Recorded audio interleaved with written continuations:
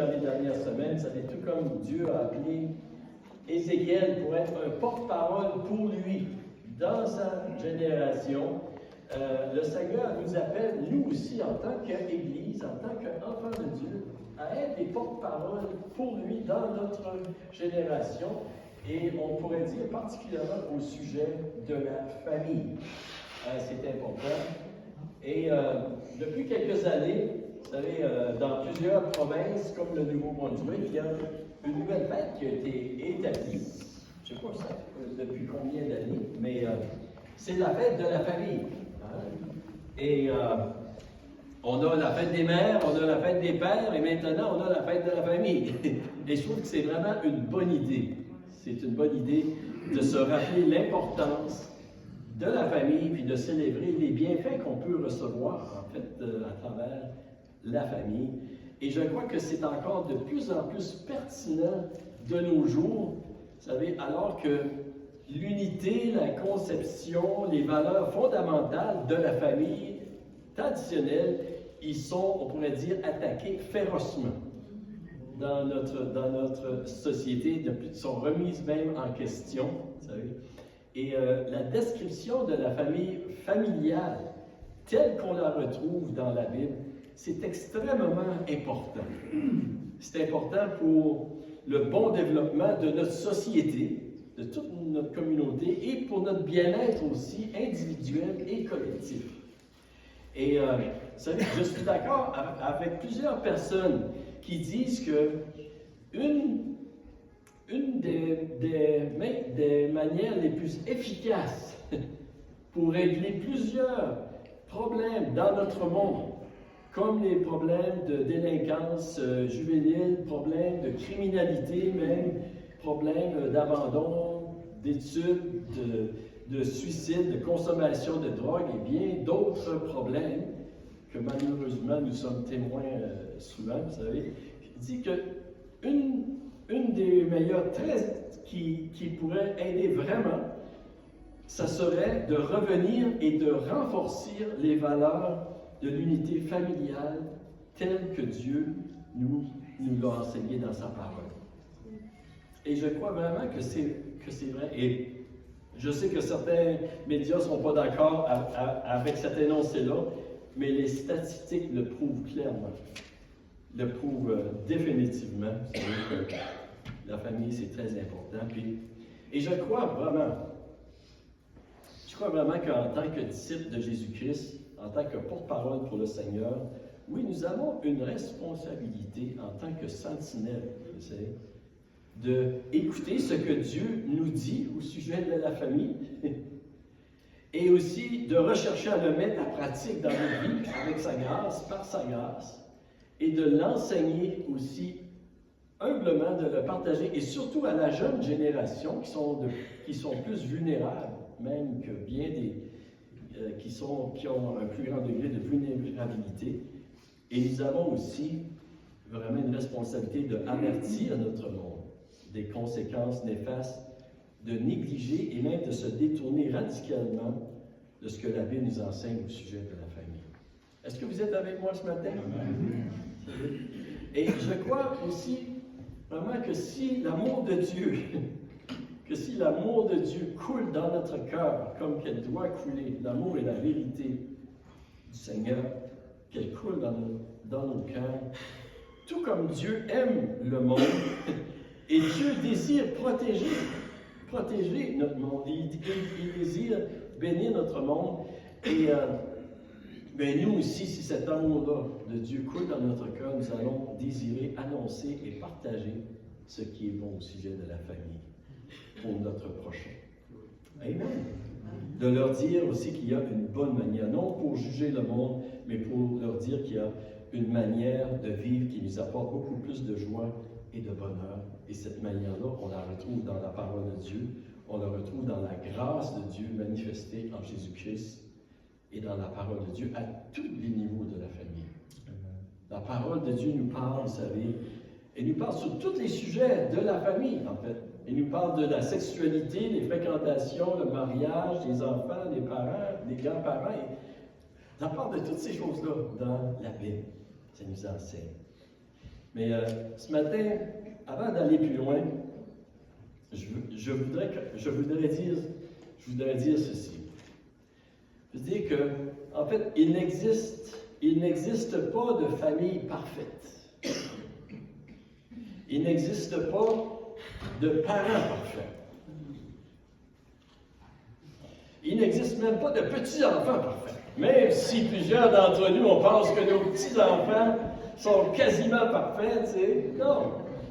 Et il n'existe pas non plus de mari parfait. Hein? Les femmes, vous n'avez pas de misère à croire ça, hein? Il n'existe pas d'épouse parfaite non plus. Non. Il existe seulement des personnes parfaitement imparfaites qui forment les familles. Amen. Et ça, c'est depuis la chute de nos premiers parents. Il n'y a pas eu de famille parfaite parce qu'ils ont été brisés par le péché. Puis si vous ne croyez pas, lisez la Bible. Parce qu'on voit plusieurs familles qui avaient de la difficulté. Et c'est la raison pourquoi est-ce que Dieu nous accorde sa grâce et son pardon en Jésus. Et il nous accorde aussi sa parole pour nous aider à remettre les choses à leur place. Amen. Et moi, je fais partie de ces gens qui sont parfaitement imparfaits. Hein? Comme vous. Amen. Donc, c'est quoi le message vraiment que le sentinelle du Seigneur, on devrait partager concernant la famille dans notre communauté? C'est quoi? Je veux être bref ce matin, je veux donner l'occasion à d'autres personnes de partager aussi. Mais la première chose que j'aimerais voir avec vous, c'est que la famille, c'est avant tout une création de Dieu. C'est avant tout une création de Dieu. Et dans le livre de la Genèse, chapitre 1, versets 27 et 28, on lit ceci. Ça dit, Dieu créa l'homme à son image. Il le créa à l'image de Dieu, il créa l'homme et la femme. Dieu les bénit et Dieu leur dit, soyez féconds, multipliez, remplissez la terre et l'assujettissez. On va prier. Seigneur, je prie ce matin que tu parles à nos cœurs à travers ta parole. Je prie que mes frères et mes sœurs ici, Seigneur, n'entendent pas seulement ma voix, mais surtout ta voix, Seigneur. Qu'on entend la voix de ton esprit qui nous révèle, Seigneur Dieu, qui nous révèle la vérité au sujet de la famille que tu as créée pour notre bien, Seigneur. C'est ma prière et je prie que tu m'aides à partager ce message comme tu voudrais que je le partage, pour ta gloire et pour l'avancement de ton royaume, pour l'édification de ton Église, pour le salut du plus grand nombre, pour le bien du plus grand nombre. C'est ma prière, Seigneur, dans le nom de Jésus, je te demande ces choses. Amen. Amen. Amen. La première chose que je veux voir avec vous, rapidement, c'est la famille, c'est avant tout une création de Dieu. C'est l'idée de Dieu. Ici, dans ce texte-là, on voit l'origine, la création de la famille par son Créateur avec la bénédiction de Dieu. Ça dit Dieu les bénit. Et avec aussi des directives concernant la famille. Il leur dit, soyez féconds, multipliez, remplissez la terre et la sujettissez. La famille, c'est une création de Dieu. Une deuxième chose que je veux voir avec vous, c'est le mariage est avant tout aussi l'idée de Dieu. On voit dans la Genèse, au chapitre 2, ça dit ceci, l'Éternel Dieu forma une femme de la côte qu'il avait prise de l'homme, et l'amena vers l'homme, et l'homme dit, voici cette fois celle qui est os de mes os et chair de ma chair, on l'appellera femme, parce qu'elle a été prise de l'homme. Et c'est pourquoi l'homme quittera son père et sa mère, et s'attachera à sa femme, et ils deviendront une seule chair. On voit aussi l'origine, la création de l'institution du mariage, on le voit dans la parole de Dieu. Ici, on voit le premier mariage, puis c'est Dieu lui-même qui a officié ce mariage-là, on pourrait dire, c'est vraiment. Et on peut dire que la famille, c'est comme une cellule aussi qui se multiplie. On est dans une famille avec un père et une mère. À un moment donné, on quitte nos parents pour former une nouvelle cellule. La Bible nous explique, vous savez, les commencements de toutes choses. D'où ce qu'on vient. La Bible nous l'explique vraiment. Et c'est pourquoi le nom du premier livre de la Bible, Genèse, ça veut dire en fait les commencements. Dieu est le créateur de toutes choses, incluant l'homme, et la femme. Il nous a créé, il a créé le mariage, la famille. Et lorsque Dieu a créé toutes choses, qu'est-ce qu'il a dit une fois qu'il a tout vu sa création? Non. C'est très bon. Hein? Dans Genèse 1, 31, Dieu vit tout ce qu'il avait fait et voici, cela était très bon. Ainsi, je pense que le matin, je veux le 6e jour. Dieu a dit c'était très bon. Hein? Le mariage, la famille, c'est très bon. C'est très bon aux yeux de Dieu et on devrait se réjouir, en fait, lorsque nous voyons des personnes, un homme et une femme qui veulent fonder une famille, qui veulent avoir des enfants. C'est très bon aux yeux de Dieu. Et je dis ceci, ceci pour vous dire cela, c'est que parfois, on peut ressentir dans le monde où on vit une certaine pression sociale qui semble nous dire qu'on est un peu anormal. Parce que nous voulons nous marier, parce que nous voulons attendre d'avoir des relations sexuelles, on veut attendre d'avoir confessé nos vœux devant le Seigneur, d'être unis devant Dieu avant d'avoir des relations sexuelles. On veut avoir des enfants, même plusieurs enfants. Parfois, on peut être perçu comme étant anormal parce qu'on veut ces choses-là. Est-ce que vous êtes avec moi? Oui. Ça arrive. Mais Dieu nous dit dans sa parole que c'est très bon. Et si vous ressentez cette pression-là d'une manière ou d'une autre, vous savez, que vous êtes weird, ici, en anglais on dit weird. Hein? Non, rappelez-vous que Dieu dit c'est très bon. Que c'est très bon, vous savez. La famille traditionnelle, conventionnelle, c'est très bien. Je me souviens, lorsque nos enfants étaient jeunes, on avait 4. Hein?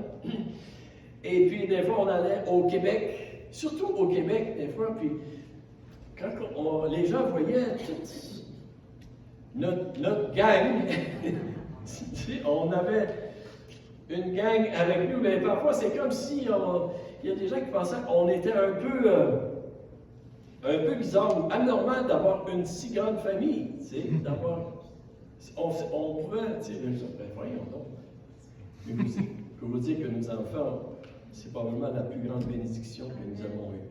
Amen. Puis merci Seigneur pour sa grâce qui nous a permis d'avoir des enfants. C'est vraiment un cadeau de Dieu.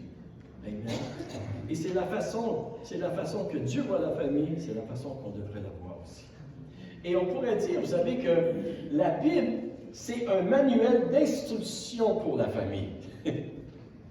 Habituellement, la personne qui crée quelque chose, vous savez, est pour voir aussi un guide d'instruction pour le bon fonctionnement. N'est-ce pas? Hein? Souvent, dans les guides, on retrouve des explications, comment ça fonctionne, les matériaux qui ont été utilisés, on retrouve l'origine, on retrouve aussi des conseils à suivre et des choses à faire et à ne pas faire. Hein? Puis souvent, dans les livres d'instruction, on trouve des solutions lorsqu'il y a un problème. Comment régler un problème lorsque ça arrive. Puis, des fois, ça arrive, des problèmes dans les familles. Hein? Mais c'est vraiment ce que nous retrouvons lorsque nous lisons la Bible. La Bible, c'est vraiment, c'est un livre d'instruction pour la famille. Amen. Amen. C'est vraiment un livre d'instruction. On y retrouve des directives pour notre relation de couple. Comme on a lu tout à l'heure, de quitter son père et sa mère, s'attacher à sa femme. On retrouve des directives, pas d'adultère, la fidélité, l'amour, le respect, le sacrifice, toutes ces choses-là. Et la Bible nous encourage aussi, lorsque c'est possible, et par la grâce de Dieu, d'avoir des enfants, de se multiplier aussi. Et comme je disais, les enfants sont une grande bénédiction. Amen. Et on pourrait en citer plusieurs. Et c'est vrai qu'avec des enfants, parfois, il y a certains risques. Il y a des sacrifices aussi, mais c'est en général une grande bénédiction. Puis les petits-enfants aussi. Et oui, on retrouve beaucoup de directives. Et juste une parenthèse ici, vous savez, il se peut aussi, on parle de la famille, de ça ici ce matin, mais il se peut aussi que Dieu appelle des personnes à demeurer célibataires aussi. C'est un don, c'est un appel qu'on retrouve dans la parole aussi. Et on ne devrait pas mépriser d'aucune façon ceux qui choisissent de demeurer célibataires pour servir le Seigneur. Vous êtes avec moi ce matin?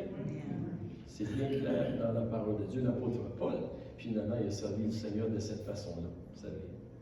Et il y a des directives dans la parole de Dieu aussi. Oui, il y en a pour les célibataires, il y en a pour ceux qui sont veufs, pour ceux qui sont veuves, il y en a pour les personnes qui sont séparées, il y en a pour les personnes qui sont divorcées, il y en a pour ceux qui ont des conjoints qui ne sont non-croyants.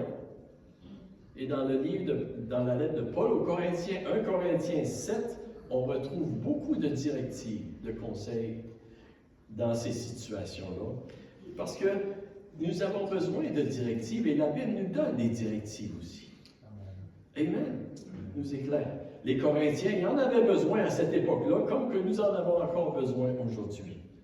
Et la Bible, on pourrait vraiment dire que c'est un manuel d'instruction pour la famille. Dieu veut notre bien, Dieu veut nous guider dans les bonnes voies. Et on retrouve aussi des directives pour savoir comment élever nos enfants. Nos enfants et la relation avec nos parents. Dans Éphésiens 6, par exemple, ça dit « Enfants, obéissez à vos parents dans le Seigneur, car cela est juste. Honore ton père et ta mère. » C'est le premier commandement, accompagné d'une promesse, afin que tu sois heureux, que tu vives longtemps sur la terre. Quant à vous, pères, n'héritez pas vos enfants, mais élevez-les en leur donnant une éducation, des avertissements qui viennent du Seigneur. Donc, la Bible, c'est vraiment un manuel d'instruction, vous savez. Et en fait, c'est le meilleur guide pour la famille. Êtes-vous d'accord avec moi? Oui. C'est le meilleur guide. C'est le meilleur manuel d'instruction. Nous retrouvons les meilleurs conseils que nous pouvons trouver dans le monde entier. Ils se trouvent dans la Bible. Vraiment, là, c'est... Et si vous allez voir des conseillers sur la famille ou sur le mariage ou avec des enfants ou quoi que ce soit, moi je vous dirais que s'ils vous donnent des conseils qui sont contraires à ce que la Bible dit, je mettrais un point d'interrogation sur ces conseils-là, définitivement. Mais si les conseils qu'ils vous donnent ne contredisent pas ce que la Bible dit, ça peut vraiment être des bons conseils. Amen. Amen. Parce que la sagesse de Dieu est définitivement, vous savez, plus grande que n'importe qui. Et ces conseils-là peuvent être exprimés de différentes façons, mais c'est sûr que la Bible, Dieu nous a laissé sa Bible pour savoir comment vivre dans plusieurs domaines de nos vies, la famille aussi. Et je vous encourage vraiment de faire une recherche, peut-être avec une concordance dans votre Bible sur le sujet de la famille. Vous allez voir, il y a vraiment beaucoup de choses et demander par la grâce de Dieu, le Seigneur nous aide à la mettre en pratique. Donc, en tant que sentinelle établie par Dieu dans notre génération, on doit croire que Dieu est celui qui possède la meilleure sagesse pour notre vie et pour notre famille. On doit l'accepter, vous savez. Et parfois, parmi les jeunes, ou les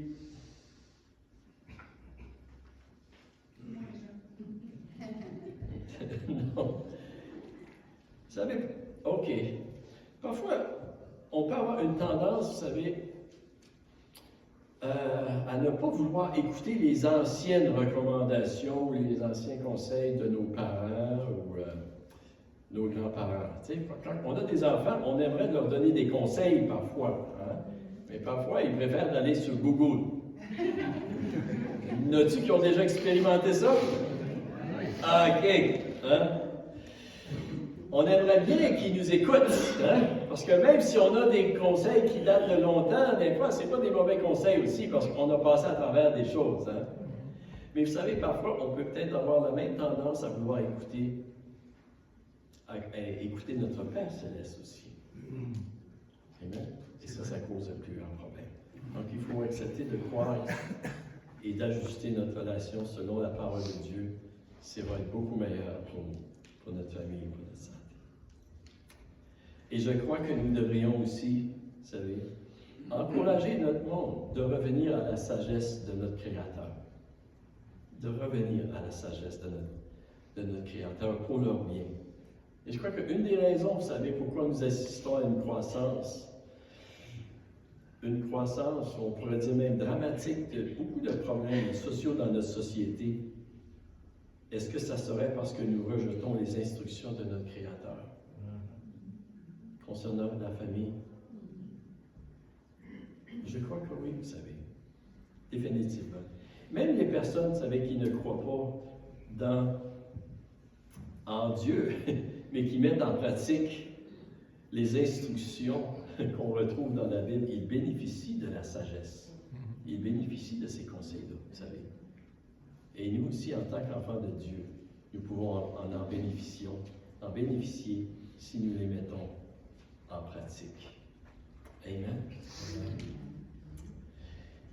Et la raison pourquoi est-ce que Dieu a tellement à cœur la famille, vous savez, et qu'on voit dans sa parole, c'est à cause de son amour pour nous. C'est parce qu'il sait que la famille joue un grand rôle dans notre bien-être et le bien-être de notre monde entier. C'est parce que Dieu nous aime qu'il nous parle de la famille, comme qu'il nous en parle dans sa parole. Amen. Et ce matin, en terminant, j'ai pensé de demander à deux personnes. On a deux étudiants de collège biblique ici. Hein? Et j'ai pensé, il faut bien les faire travailler de temps en temps, ces étudiants-là. Hein? Et j'ai pensé je leur ai demandé deux questions. En fait, une question. La question, c'est selon vous, quelle est la pensée centrale que le Seigneur nous a laissée dans un passage? J'ai donné un passage à José, puis j'ai donné un passage à Magloire aussi. Puis je leur ai donné 5 minutes. Hein? 5 minutes US. Hein? Oui, US. Et je leur ai demandé justement de partager concernant ce passage-là. Je sais que c'est des passages qui sont très importants pour notre vie, pour notre famille. Ça fait que, José, on va commencer avec toi ce matin. OK? Ensuite, Magloire va venir, puis après, j'aimerais ça qu'on va prendre la communion ensemble. Et le passage que j'ai donné à José, c'est celui-là ici. C'est Éphésiens 5, 22 à 25. Ça prenait une femme pour partager sur ça. Hein? J'ai basé femmes, soyez soumises à vos maris, comme au Seigneur, car le mari est le chef de la femme, comme Christ est le chef de l'Église, qui est son corps, et dont il est le sauveur. Or, de même que l'Église est soumise à Christ, les femmes aussi doivent l'être à leur mari en toutes choses. Marie, aimez vos femmes, comme Christ a aimé l'Église, et s'est livré lui-même pour elle. Amen. Et José, je te fais confiance, José. Oui. Oui.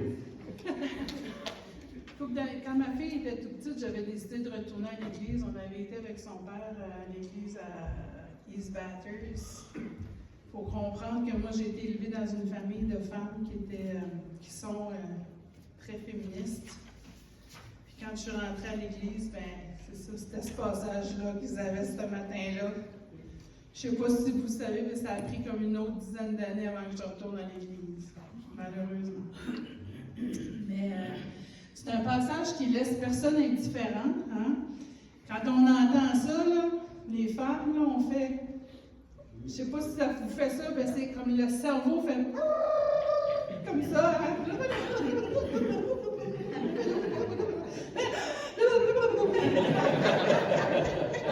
Ah, mais là, si tu penses que... OK? Puis les hommes, je jasais avec mon mari, puis les hommes, eux autres, je pense, ça fait comme... Ouf! OK? C'est pas moi qui ai besoin de me soumettre. OK? Oh, c'est pas moi qui ai le plus gros ouvrage. Mais qu'on le veuille ou qu'on le veuille pas, on est tous soumis à quelque chose ou à quelqu'un. Avant Jésus, on était soumis au péché. Après Jésus, on se soumet à lui. Okay? Le dernier verset du passage qui précède ce passage-là, ça dit, je veux cependant, attendez, je ne l'ai pas écrit, ça dit, soyez soumis les uns aux autres. Soyez soumis les uns aux autres. Ça veut dire que la soumission, c'est une demande qui n'est pas faite juste aux femmes, c'est faite aussi aux hommes. Okay? Là, après ça, c'est à qui est-ce qu'on se soumet. Hein? Donc, nous devons être soumis à Dieu, soumis les uns aux autres. Même Jésus, si Jésus c'est notre modèle, il faut savoir que même Jésus était soumis à l'autorité du Père.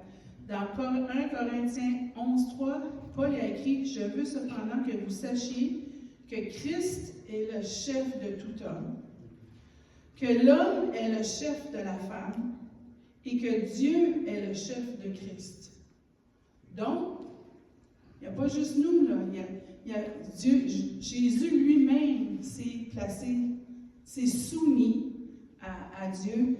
Puis on se rappelle aussi qu'il s'est soumis à la volonté de Dieu dans le jardin de Gethsémani quand il a dit « Père, si tu voulais éloigner de moi cette coupe, toutefois que ma volonté ne se fasse pas, mais la tienne. » Il s'est soumis à la volonté de Dieu. Pour les chrétiens, Christ, c'est notre modèle. Au chapitre 5 d'Éphésiens, il commence d'ailleurs en disant, quand on retourne au début du chapitre, parce que je vous donne un conseil d'étude. Okay? Quand vous lisez un passage comme ça, difficile à comprendre, difficile à accepter, retournez avant, lisez avant ce qui vient avant. Okay? Parce que des fois, on va sortir ce contexte, ce passage-là du contexte, puis là, on perd de vue le sujet du passage. OK?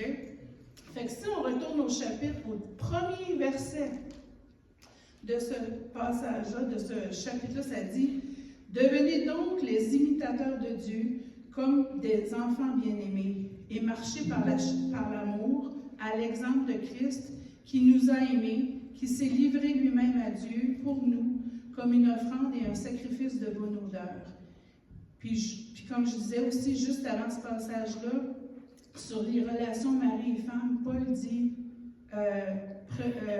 prenez continuellement grâce pour toutes choses à Dieu. Rendez continuellement grâce pour toutes choses à Dieu le Père au nom de notre Seigneur Jésus-Christ, vous soumettant les uns aux autres dans la crainte de Dieu. Amen. Fait que ici, le sujet, là, c'est pas juste la soumission des femmes aux hommes ou de la femme à son mari, c'est la soumission à la volonté de Dieu. Puis on est tous soumis à la volonté de Dieu. Puis quand on accepte Jésus, c'est qu'on accepte de faire quoi? De se soumettre. Donc la soumission, c'est un acte volontaire. C'est pas un acte imposé. OK? C'est une disposition à obéir, c'est-à-dire un état d'esprit à se placer sous l'autorité de quelqu'un. OK? Le problème, c'est que la soumission, ça peut amener la crainte, la peur, l'insécurité. On est d'accord? Parce que quand on est soumis à un mauvais maître, la personne qui se soumet à un mauvais maître, elle vit dans la peur, la crainte, l'angoisse, puis ça nuit à son bien-être général, physique, émotionnel, psychologique, spirituel. On a juste à penser, par exemple, à Haïti, ou des pays, je nomme Haïti, mais quand un pays est soumis à un dictateur, à quelqu'un qui impose la soumission, qu'est-ce que ça finit par créer? Ça finit par créer le chaos, l'insécurité, puis ça finit par créer la révolte. La personne qui se soumet finit par se révolter parce que le maître est mauvais. On est d'accord? C'est vrai pour les pays, c'est vrai pour les gens, les familles, c'est vrai pour les couples aussi. Amen. La soumission, par contre, à un bon maître, un bon berger, un bon enseignant, un bon parent, un bon gouvernement, un bon mari, ça apporte la paix, la paix d'esprit, la sécurité. Ça provoque l'affection de la personne. Vous direz que la chose la plus importante dans une relation enseignant et étudiant, enseignant-élève, c'est l'amour. Parce que si on n'a pas de lien affectif avec l'élève peut apprendre, OK? Mais s'il y a un lien affectif, l'enfant va se soumettre à l'enseignant, puis là, il va être prêt à recevoir. Puis ça, c'est vrai dans toutes les relations d'autorité. OK? La personne qui est soumise à un bon chef, elle se sent écoutée, elle se sent respectée, elle se sent entendue, elle se sent prise en considération, elle se sent aimée. Il n'y a pas de véritable autorité sans véritable soumission. L'autorité ne peut pas s'exercer s'il n'y a pas des gens qui décident de se soumettre. Quand on est élu, quand on établit un gouvernement, quand on va voter, puis il y a un gouvernement qui est établi, nous, qu'est-ce qu'on fait comme citoyens? On se soumet à l'autorité de ce gouvernement-là. Mais il n'y a pas de véritable autorité s'il n'y a pas de véritable soumission. Mais il n'y a pas vraiment de soumission s'il n'y a pas vraiment d'amour. Amen. Alléluia. C'est pourquoi que le plus gros du travail, là, ça semble être porté par celui ou celle qui se soumet. Mais il faut comprendre qu'en vérité, celui qui reçoit une place d'autorité, il reçoit aussi une plus grande responsabilité. Amen. Il faut que lui-même soit soumis à Dieu, puis il faut que son cœur soit aimant. Parce que si on lit tout le passage, on parle un petit peu de la soumission, puis beaucoup de l'amour. L'importance de l'amour. De l'amour de Christ pour son Église, mais l'importance de l'amour de l'homme, du mari pour sa femme. C'est pas juste un amour amoureux, là. Oh, je la trouve belle, elle est donc belle fille, tout ça. Non, c'est un amour sacrificiel.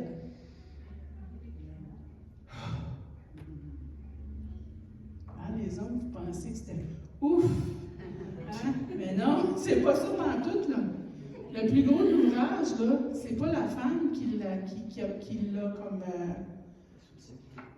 l'a à faire, c'est l'homme.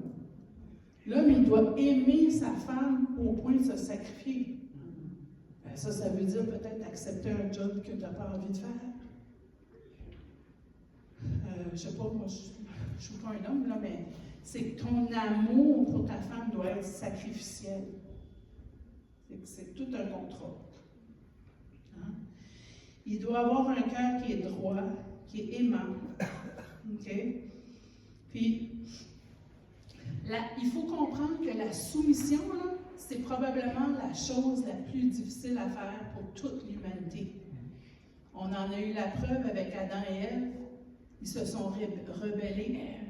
Si vous lisez Ézéchiel, on est dans Ézéchiel cette année, j'ai commencé à lire Ézéchiel, puis je soulignais toutes les fois où Dieu disait « Peuple rebelle, peuple au cou raide, ils sont rebelles, ils se sont rebellés. » J'ai commencé à les compter, j'arrêtais pour un bout parce qu'il dit ça à tout bout de champ. Okay? Parce qu'on a un cœur rebelle. Et la soumission, c'est quelque chose qui est difficile. Je ne dis pas que c'est facile de se soumettre, c'est difficile. Mais si tu te soumets à Dieu et que c'est un bon Dieu, la soumission devient plus facile. Ça ne veut pas dire que ça va être parfait, là. Si, par exemple, moi, je me soumets à Pasteur Luc, hein, parce que c'est mon pasteur, si c'est un bon pasteur, ça ne veut pas dire que je ne vais pas me rebeller des fois, mais ça va être plus facile. Mon mari, c'est un bon mari. C'est plus facile de me soumettre. Ça ne veut pas dire que je suis parfaite, là. Hein, genre? Il dit rien. C'est un homme intelligent.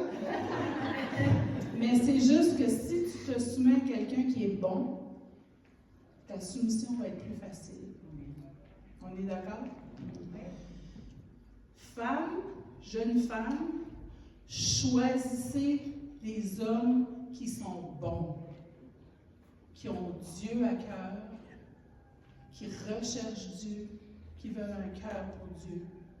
Parce qu'à ce moment-là, la soumission va être plus facile. Amen. Jeune homme, soumettez-vous à Dieu. Puis ensuite, votre autorité pourra s'exercer dans l'amour.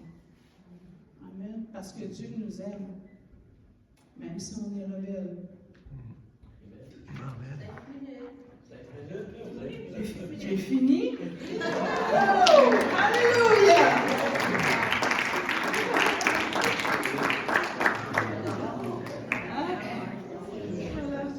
Merci, José.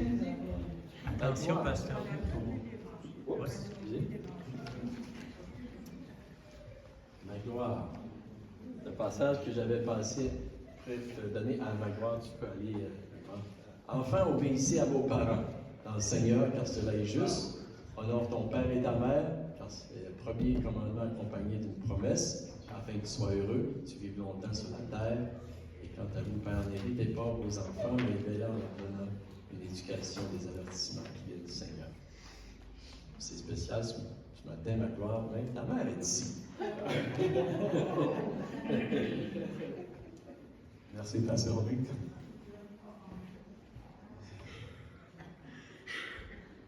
Je dirais que c'est le passage le plus difficile ce matin, puisque le pasteur Luc en a déjà parlé. Et maintenant, je ne sais plus quoi dire. Mais ce que j'aime avec le Saint-Esprit, c'est que nous, on dit le Saint-Esprit n'a pas de secret. Ce qu'il te dit, il va encore le souffler ailleurs. Tu sais ce que je lui ai dit. Et c'est ce qui fait que tu peux préparer une parole, et cette parole est chantée par la chorale.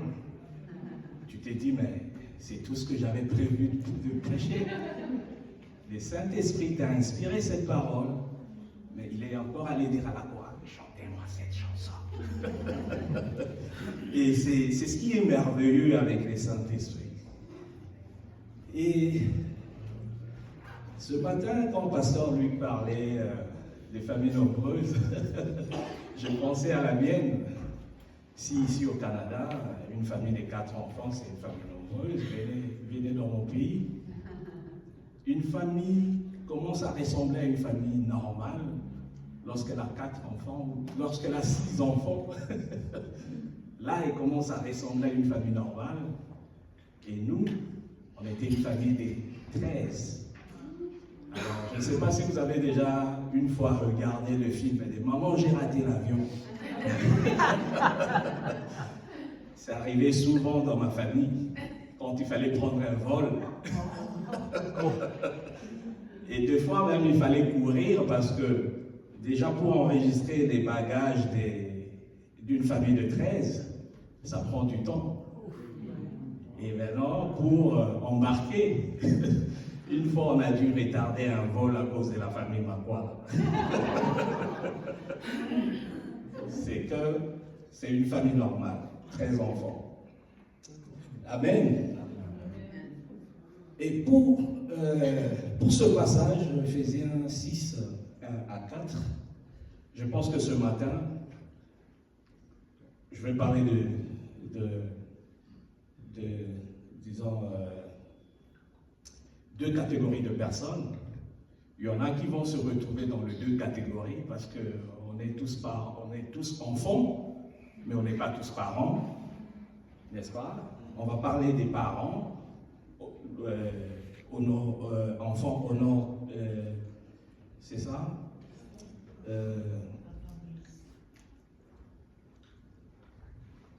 Honore ton père et ta mère afin que tu vives longtemps. En tant qu'enfant, tous on est enfants, on a des parents à honorer. Et bien qu'ils soient partis pour certains, on les honore et on continue à les garder dans nos cœurs. Et aussi, parents, n'irritez pas vos enfants. Donc, il y en a qui vont se retrouver dans les 2 catégories. Mais pour commencer, excusez-moi, Paul est en train de parler. C'est dans Éphésiens 6, le verset 1 à 4. On va d'abord lire le verset 1 à 3. Enfants, obéissez à vos parents dans le Seigneur, car cela est juste. Le verset 2, honore ton père et ta mère. C'est le premier commandement, accompagné d'une promesse, afin que tu sois heureux et que tu vives longtemps sur la terre. Ça, c'est la recommandation des enfants envers leurs parents. Et pour la petite histoire, ce passage est une recommandation. Paul a juste fait une reprise pour insister là-dessus. Mais c'est Dieu qui parle, ce n'est pas Paul qui parle. C'est Dieu qui parle. Et Dieu parle à quel moment? C'est dans Exode, quand Dieu donnait les 10 commandements aux enfants d'Israël, quand Dieu les préparait à l'entrée de la terre promise, la terre qu'il avait donnée aux enfants d'Israël. Et pour bien le préparer à mieux vivre dans la nouvelle terre qu'il leur donnait, il leur a donné des recommandations. Et cette parole est parmi les recommandations que Dieu a données aux enfants d'Israël. Donc ce n'est pas la parole de Paul, c'est Dieu lui-même qui parle. Ça c'est dans Exode 20, le verset 12. On peut lire rapidement, je sais que je n'ai que 5 minutes. Qu'est-ce que la parole dit? Honore, ça c'est Dieu qui dit, dans les 10 commandements, honore ton père et ta mère afin de vivre longtemps dans le pays que l'Éternel ton Dieu te donne. Honore ton père et ta mère afin de vivre longtemps dans le pays que Dieu te donne. Alors, je vais baser mon commentaire ce matin, comme je l'ai dit, sur 2 catégories de personnes. Et je dis, c'est qui honore le parent. Qu'est-ce qui honore les parents? C'est de ça que je vais parler premièrement. Et j'aimerais vous proposer 3 choses ce matin. Mais je sais que la liste est longue. Les parents sont honorés lorsqu'ils ont des enfants qui écoutent. Ça fait plaisir aux parents d'avoir des enfants qui écoutent. Des enfants qui pratiquent, comme le pasteur l'a dit, qui pratiquent le conseil et leurs instructions. Dans Proverbe 4, le verset 10 dit, « Écoute mon fils et reçois mes paroles, et les années de ta vie se multiplieront. » Donc ça va dans la même logique et dans le même sens. Écoute, pratique, et tes jours seront prolongés. Ça, c'est le secret de la longévité aussi. C'est le secret de la longévité. N'allons pas chercher la longévité dans, on dit, le mode de vie, comment on le dit encore? Les sportifs ont une façon de le dire, une vie saine. Le secret de la longévité vient d'abord de là. Écoutez, pratiquez. Et le verset 20 du Proverbe 4 dit, « Mon fils, sois attentif à mes paroles, prête l'oreille à mes discours. » Sois attentif et prête l'oreille. Ça, c'était le premier point. C'est qui honore les parents. Je parle aux enfants. Comme tous on est enfants, donc ça nous concerne. Le deuxième point de ce qui honore les parents, lorsqu'ils ont des enfants aimants, des enfants qui aiment, non seulement qui les aiment, mais qui aiment aussi leurs frères, qui aiment aussi d'autres personnes dans la société. Lorsque les parents voient mon fils ou ma fille a un bon cœur envers son entourage, envers des personnes avec qui il côtoie, ça fait plaisir aux parents de voir ça. Que mon enfant n'est pas problématique, mon enfant n'est pas conflictuel. Et ça fait plaisir de parents, ça fait plaisir aux parents. Ça honore les parents. de se dire, ah oui, voilà, j'ai instruit cet enfant et j'ai donné une bonne éducation. Amen. Ça aide, ça honore nos parents. Je disais, avoir des enfants aimants et reconnaissants. C'est-à-dire lorsqu'ils reconnaissent les efforts, l'amour, la patience, les sacrifices que les parents ont endurés ils ont enduré sans se plaindre pour leur donner une bonne éducation. Et lorsque les parents voient que les enfants sont reconnaissants envers ce qu'ils ont vu faire par leurs parents, ça honore les parents. Ça honore le parent. J'ai vu une fois une image dans les réseaux sociaux, un père qui a mis sa famille entre les bras. Il avait un visage heureux, mais sur son dos, il y avait plein de couteaux plantés sur son dos. C'est l'image de protection. Il est là, il est heureux avec sa famille, mais il endure tout pour sa famille. Comme José l'a dit, cette soumission, c'est aussi un sacrifice. C'est aussi sacrificiel. Amen. Ça, c'était le deuxième point. C'est qui honore les parents. Le troisième point et le dernier, mais je sais qu'il y en a tant d'autres. Je me suis arrêté là parce que je n'ai que 5 minutes. Des enfants heureux et épanouis. Ça honore les parents. Lorsque les parents voient que les enfants sont heureux, lorsque les parents voient que ces enfants sont épanouis, ça les honore. Ça les honore. Ça les honore. Lorsque les parents voient que les enfants sont la meilleure version d'eux-mêmes, c'est leur rend fiers, nos parents. Vous voyez? Comme ceux qui pratiquent les arts martiaux aiment le dire, l'élève a dépassé le maître.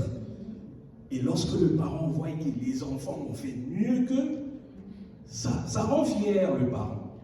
Ça rend fier le parent. Ça rend fier le parent. Et le verset 4 qui dit, « Et vous, pères, n'héritez pas vos enfants, mais élevez-les en les corrigeant et en les instruisant selon les seigneurs. » Maintenant, nous allons parler de ce qui irrite les enfants.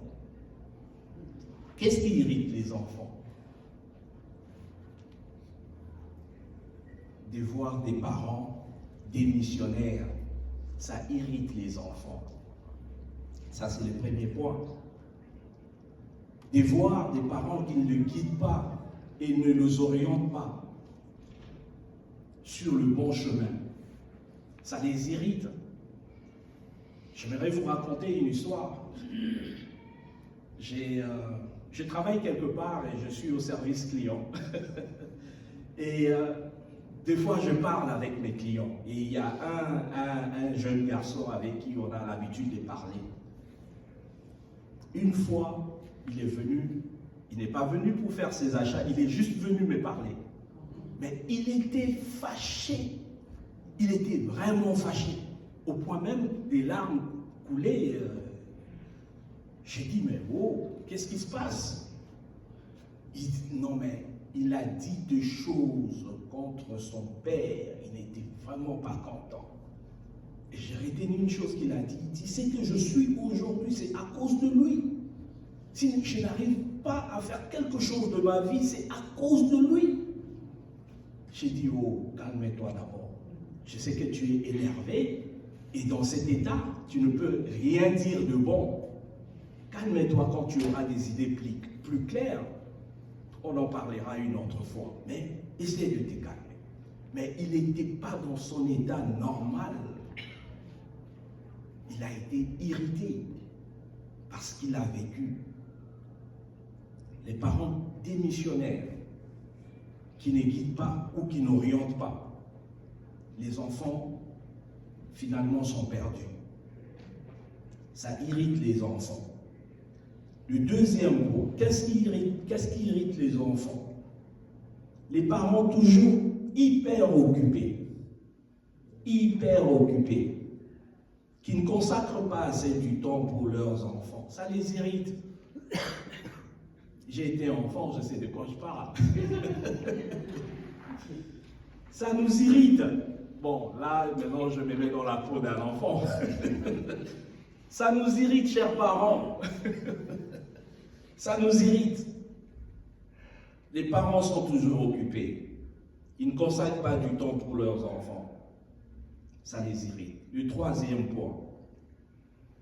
Les parents méchants, il y en a. Les parents colériques, il y en a. Qui ne considèrent pas la vie de leurs enfants. Ils ont toujours raison. Cela irrite vraiment nos enfants. Cela irrite nos enfants. Et comme José l'a dit, ça leur rend rebelles. Ils ne peuvent pas se soumettre parce qu'il y a cette méchanceté ou cette colère qui bloque cette relation. Et les enfants ne pourront pas se soumettre. Ne pourront pas se soumettre. Et les enfants vont se rebeller. Ça, c'était la troisième chose de ce qui irrite nos enfants. La quatrième chose, les parents toujours absents. Et bien, deux fois, ils sont là, mais ils ne sont pas là. Ils sont là, mais ils sont encore au travail avec leur téléphone, leur tablette, leur ordinateur. Ils sont absents. Et cela irrite les enfants.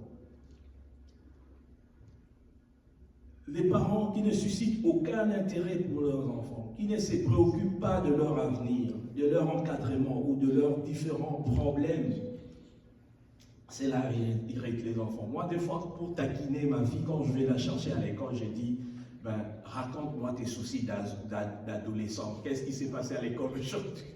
C'est juste pour la taquiner deux fois, j'ai dit, et puis après, on s'est mis à parler, elle te raconte des choses. Il dit, ah bon, waouh, j'avais bien fait de poser la question. Des soucis d'ado.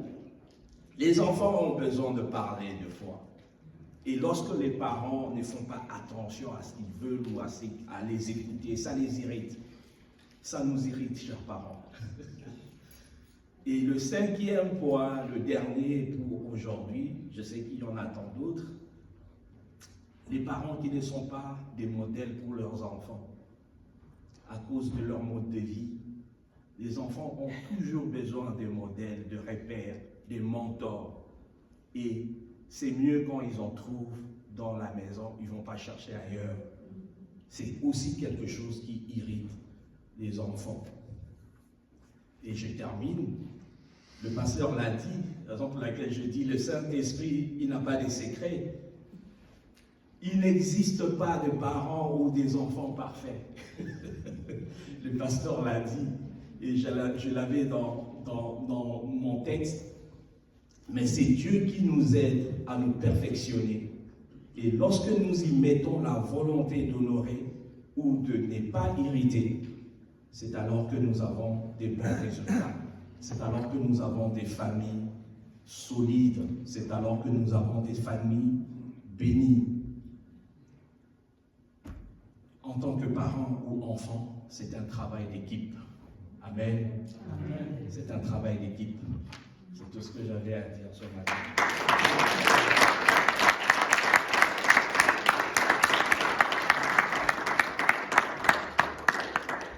Merci beaucoup. Moi, je dirais qu'en tant que pasteur, je suis très fier de nos étudiants de collège public. Amen. Merci beaucoup de m'avoir pour ce partage. Puis, je pense que la prochaine fois, là, qu'est-ce que je vais faire? Je vais vous donner 15 minutes, puis moi, je vais prendre 5 minutes.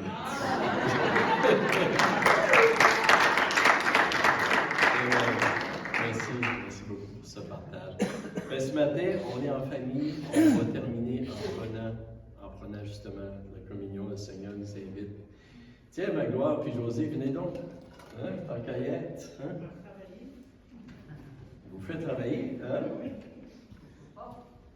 Tiens, on a trois. Léon, tu veux-tu venir? On sort de 3 et on va prier ensemble. Amen.